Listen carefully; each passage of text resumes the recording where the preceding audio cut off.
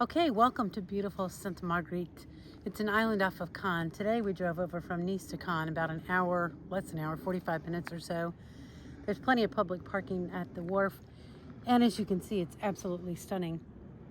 Sainte-Marguerite is best known for Port Royal, which is the castle where the man in the iron mask, in other words, the prince, was actually kept for decades. So we're going to go explore that. It's not a big island, but it's completely walkable, no vehicles except maybe a golf cart or two. So let's go have another adventure.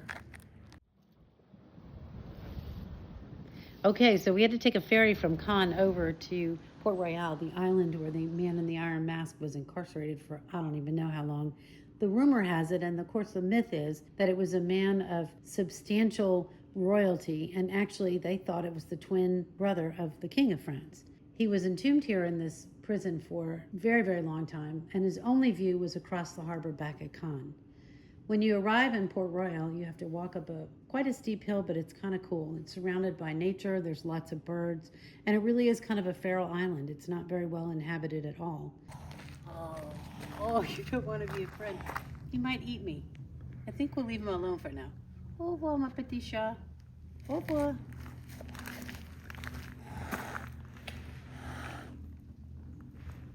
Once you arrive at the actual prison, you're greeted by a couple of things that just seem kind of unusual. The first is a chapel, because there were a number of monks who actually resided on the island. And then the second is the prison itself. On the outside of the cell, you can still see the faint outline of what would be a designation of a royal occupant inside. And of course, the inside of the cell is absolutely desolate. There's really nothing there. And the iron mask itself seems to have disappeared from history. So there are some photo representations of the iron mask that are displayed inside the museum itself. But it really is kind of a tragic story, and it's because their life had to have been absolutely terrible.